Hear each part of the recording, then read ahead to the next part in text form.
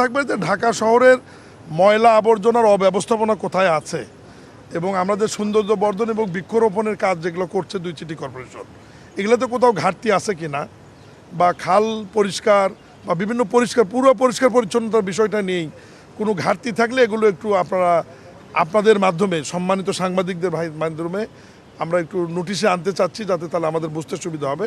আমরা নিজেরাও ফিল্ডে ওয়ার্ক করছি, সব ডিপার্টমেন্টালে কাজ করছি। ধানমন্ডি লেক দক্ষিণ সিটি কর্পোরেশন করছে, আর হাতিরঝিল, গুলশান, বারিধারা, বনানী লেক এটা অলরেডি গণপূর্ত মন্ত্রণালয়ের অধীনে রাজুক এটা বাস্তবায়ন করবে, পরিষ্কার পরিচ্ছন্ন এবং সৌন্দর্য বর্ধনের কাজটি। এবং বর্ষা মৌসুমে যাতে জলাবদ্ধতাও কমে, সব ব্যাপারেই মাননীয় প্রধানমন্ত্রীর অনুশাসন বা নির্দেশনা আছে। এবং সিটি কর্পোরেশন যেহেতু স্থানীয় সরকার মন্ত্রণালয়ের অধীনে, এই কারণে প্রতিমন্ত্রী হিসেবে মাননীয় প্রধানমন্ত্রী আলাদা অনুশাসন দিয়েছে যে আমাকে বিষয়গুলো তদারকি করবার জন্য।